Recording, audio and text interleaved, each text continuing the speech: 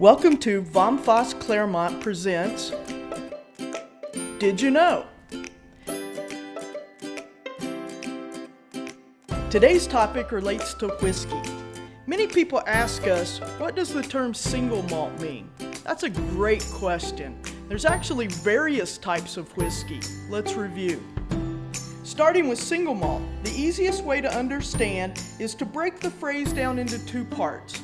The first word in this series refers to the number of distilleries. The second word refers to the grain. In this case, single refers to one distillery.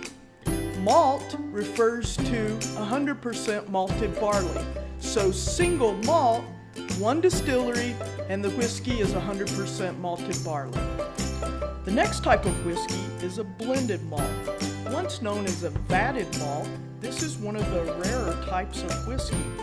Remember, the first word refers to the number of distilleries, in this case blended, or two or more distilleries.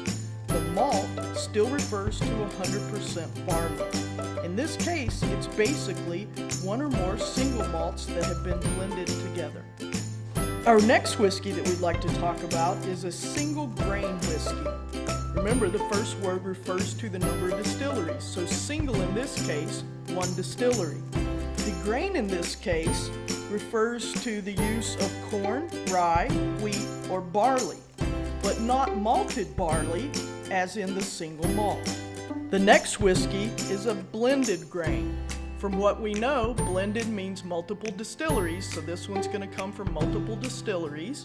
And the grain, which we've talked about previously, can be any of the grains: corn, rye, wheat, or barley.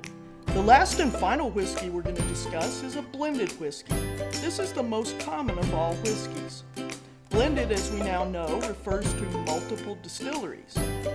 In this case, though, the word whiskey refers to a blend of two types of grain. It's made from a whiskey that has been distilled with 100% malted barley, blended with a whiskey that's been distilled with one or more of the other grains.